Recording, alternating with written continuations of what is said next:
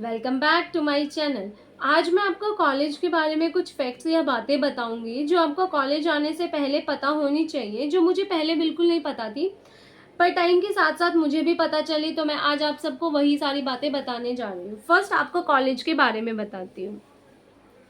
ठीक है, तो सबसे पहले हम अबाउट कॉलेज के बारे में देखेंगे कि क्या क्या कॉलेज में है। ठीक है, सबसे पहले कॉलेज का name. Your college name is MSM institute of Ayurveda. बहुत सारे बच्चे मुझसे ये जानना चाहते थे कि कॉलेज में आने से पहले क्या हमें कुछ बातें पता होनी चाहिए, तो मैं आज आपको वही फैक्ट्स कुछ बताने जा रही हूँ जो आपको पहले पता होने चाहिए। तो कॉलेज का नेम है MSM institute of Ayurveda. University जिससे आपका कॉलेज लिंक्ड है, उस यूनिवर्सिटी का नाम है BPSMB।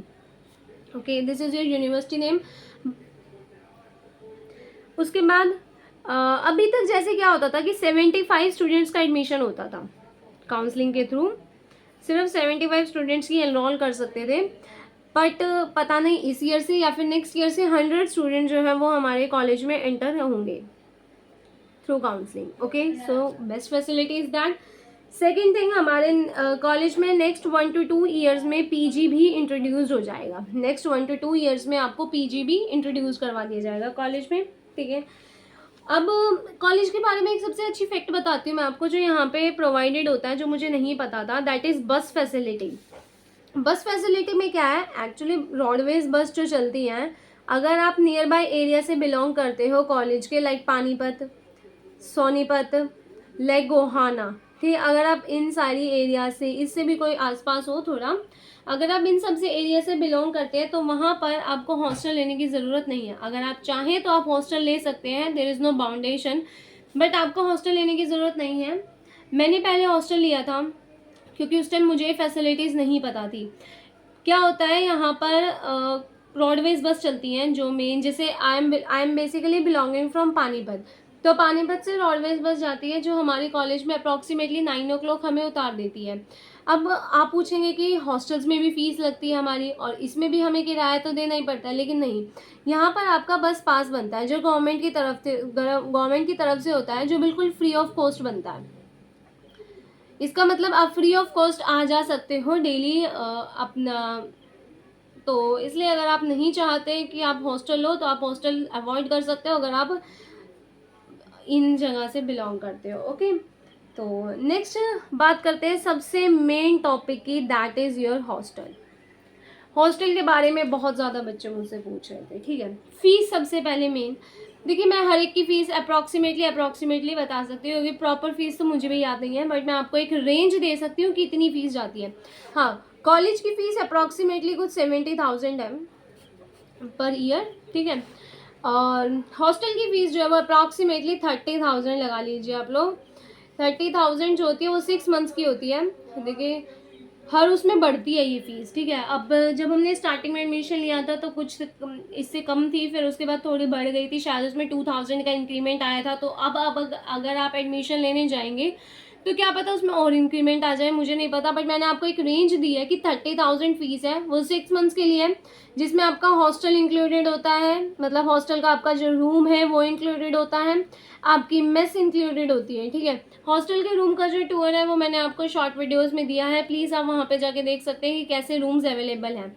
हॉस्टल के रूम में आपके इलेक्ट्रिसिटी का कोई भी बिल आपको पे नहीं करना होता है, बट अगर आप अपने पास कूलर लगते हैं तो आपको बिल पे करना पड़ता है। ठीक है, तो ये सब आपको पता होना चाहिए हॉस्टल के बारे में। अब आपको जो स्टार्टिंग में हॉस्टल मिलता है वो यूनिवर्सिटी के अंदर मिलता है।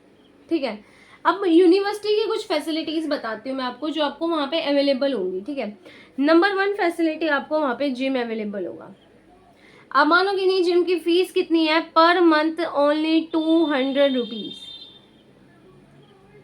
इतनी फीस आपकी जिम की है। नेक्स्ट, वहाँ पे एक स्पोर्ट्स कॉम्प्लेक्स है। स्पोर्ट्स कॉम्प्लेक्स में आप जाके, कोई जिसको भी मतलब स्पोर्ट्स में इंटरेस्ट है, तो वो वहाँ पे स्पोर्ट्स कॉम्प्लेक्स में जाके लाइक बैडमिंटन, बास्केटबॉल आराम से खेल सकते हैं। ठीक है, नेक्स्ट, आप कल्चरल इवेंट, मतलब जिसको भी लाइक डांसिंग, सिंगिंग, एक्स्ट्रा ये जो ड्राइंग में या फिर जो वेस्ट प्रोडक्ट से चीज़ें बनती हैं, इन सब में अगर किसी को इंटरेस्ट है बहुत ज़्यादा, तो आप वहाँ पे भी कल्चरल मतलब कल्चरल का है यूनिवर्सिटी में, तो आप वहाँ पे जाके अपने लिए कर सकते हैं जो भी आपको करना है। बहुत सारे पार्क्स हैं, आप उनमें लाइक वॉक वगैरह सुबह शाम वॉकिंग कर सकते हैं। नेक्स्ट, फॉरेन लैंग्वेज, आपको यहाँ पे फॉरेन लैंग्वेज भी सिखाई जाती है। फॉरेन लैंग्वेज में आपको लाइक फ्रेंच, जर्मन, ये जो फॉरेन लैंग्वेजेस होती हैं ये सिखाई जाती है। तो ये यूनिवर्सिटी के कुछ बेस्ट फैसिलिटीज़ है जो मुझे बेस्ट लगती थी। मतलब जब मैं गई थी तब तो मुझे नहीं पता था इन सब के बारे में, बट एट द टाइम धीरे धीरे इन सब के बारे में हमें भी पता लगा था। तो मैं चाहती हूँ कि आपको पहले से ही सब कुछ पता हो वहाँ जाने से पहले, ठीक है। नेक्स्ट, अब बात करते हैं कॉलेज में बहुत सारे फंक्शंस भी सेलिब्रेट किए जाते हैं। कॉलेज में अप्रॉक्सीमेटली अगर आप मानोगे नहीं तो हर फंक्शन को सेलिब्रेट किया जाता है, ठीक है। हमारे कॉलेज में कॉन्फ्रेंस हॉल है, आपने जो मेरी फ्रेशर्स पार्टी का व्लॉग था उसमें देखा होगा, कॉन्फ्रेंस हॉल है। कॉन्फ्रेंस हॉल में हर फंक्शन सेलिब्रेट किया जाता है, हमारे सीनियर्स अरेंज करते हैं। सीनियर्स जूनियर्स इंटरेक्शन बहुत ज़्यादा अच्छे से होता है कॉलेज में, और सीनियर्स बहुत हेल्पिंग है हमारे। और तो वहाँ पे हर फंक्शन छोटा मोटा अरेंज होता है, like teachers day, doctors day, हर फंक्शन मनाया जाता है। एक मनाया जाता है ट्रांजिशनल क्यूरिकुलम। क्या मनाया जाता है? Transitional curriculum. ये सबसे ज़्यादा इम्पोर्टेंट होता है फ्रेशर्स के लिए। मतलब कि जैसे अब आपका एडमिशन होगा कॉलेज में, तो जिस दिन भी आपको रिपोर्टिंग की डेट दी जाएगी, भाई आपको इस दिन कॉलेज में आना है, आपका फर्स्ट डे इस दिन कॉलेज में है, उस दिन से लेके 15 डेज का प्रोग्राम होता है आपका ट्रांजिशनल प्रोग्राम, ठीक है। इसमें क्या होता है वो मैं आपको बताती हूँ। इसमें पहले तो बात, बाहर से स्पीकर्स बुलाए जाते हैं जो आपको अलग अलग फील्ड की नॉलेज देते हैं, ठीक है। आपको डिपार्टमेंट में विजिट कराया जाता है, हॉस्पिटल्स में विजिट कराया जाता है, जिससे आप अपने कॉलेज को बहुत अच्छे से जान सकते हैं। आपको संस्कृत की स्टार्टिंग सिखाई जाती है, क्योंकि हर बच्चा संस्कृत का बैकग्राउंड से नहीं होता। Like me not from Sanskrit background, मैंने कभी संस्कृत नहीं पढ़ी थी, बट उस ट्रांजिशनल क्यूरिकुलम के अंदर आपको संस्कृत का बेसिक सिखाया जाता है, जिससे आप संस्कृत को अच्छे से सीख सकते हैं, ठीक है। ट्रांजिशनल क्यूरिकुलम में फर्स्ट डे पेरेंट्स भी इनवाइटेड होते हैं, तो आई रिक्वेस्ट यू कि आप अपने पेरेंट्स को लेके जाएं, और पेरेंट्स के लिए लंच की फैसिलिटी भी होती है। ट्रांजिशनल क्यूरिकुलम के लास्ट दिन दोबारा फंक्शन होता है, उस दिन आपकी व्हाइट कोट सेरेमनी होती है। उसके बाद आपकी रेगुलर क्लासेस जो है वो स्टार्ट हो जाती हैं। तो ये था आपके ट्रांजिशनल क्यूरिकुलम के बारे में। अब हम बात करते हैं एकेडमिक्स की। एकेडमिक्स में आपके पास क्या क्या अवेलेबल है, कैसी वहाँ पे स्टडी है, अब हम उन सब की बात करते हैं। Now we study about academics, okay. सबसे पहले बीएमएस की फर्स्ट ईयर में आपके पास 5 सब्जेक्ट्स हैं, ये तो सभी को पता ही होगा। इतना तो आप सबने सर्च कर ही लिया होगा कि बीएमएस फर्स्ट ईयर में हमारे पास कितने सब्जेक्ट्स आते हैं, 5। मैं फिर भी आपको एक डिटेल में बता देती हूँ कि 5 सब्जेक्ट्स कौन कौन से आते हैं। सबसे पहला जो सब्जेक्ट होता है वो होता है आपके पास संहिता अध्ययन। संहिता अध्ययन के अंदर आपके पास एक चरक आती है, एक अष्टांग आती है, ठीक है। अष्टांग के अप्रॉक्सीमेटली कुछ 15 चैप्टर्स इंक्लूडेड होते हैं, चरक के 12 या 11 चैप्टर्स जो है वो आपके सिलेबस में आते हैं। नेक्स्ट आपके पास आती है संस्कृत। नेक्स्ट आपके पास आती है एनाटमी। एनाटमी में आपके पास एक मॉडर्न पार्ट आता है, एक आयुर्वेदा पार्ट आता है। नेक्स्ट आपके पास आता है फिजियोलॉजी। फिजियोलॉजी में भी एक मॉडर्न पार्ट है, एक आयुर्वेदा वाला पार्ट है। नेक्स्ट आपके पास यहाँ पर आता है पदार्थ विज्ञान। तो ये 5 सब्जेक्ट जो हैं वो आपके फर्स्ट ईयर ऑफ बीएमएस में इंक्लूडेड होते हैं। एकेडमिक्स हमारे कॉलेज में बहुत अच्छा है, आपको प्रैक्टिस भी करवाए जाते हैं सभी सब्जेक्ट्स की।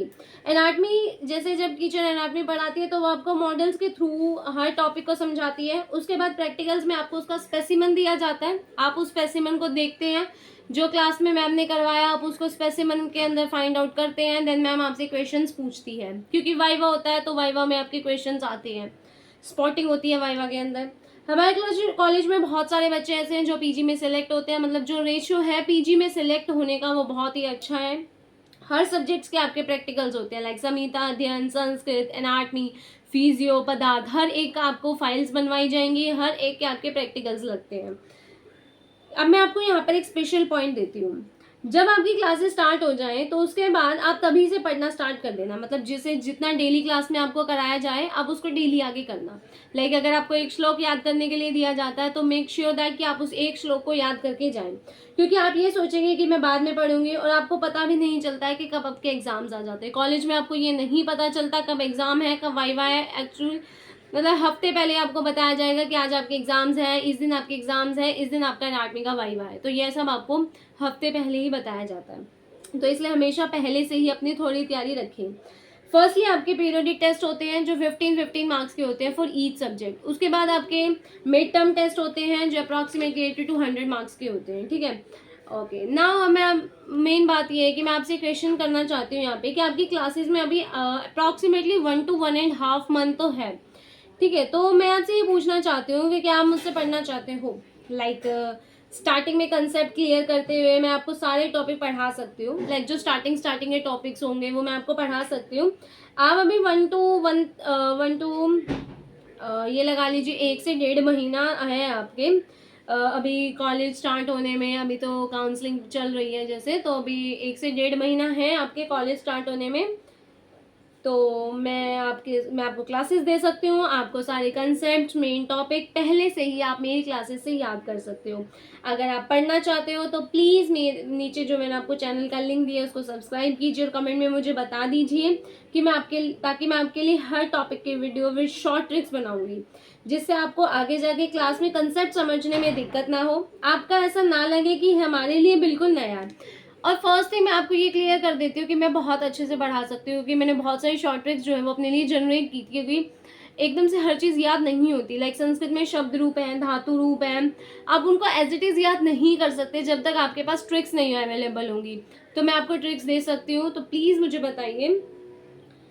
और अभी आपके पास टाइम है तो आप उस टाइम को यूज़ कर सकते हैं। ओके, सो प्लीज़ मुझे कमेंट में ज़रूर बताना। अगर आपकी तरफ से रिस्पॉन्स आएगा तो मैं भी आपके लिए वीडियोस ज़रूर बनाऊंगी। देखिए, मेरे चैनल पे रिस्पॉन्स आया तो मैं आप लोगों के लिए भी काम करती हूँ।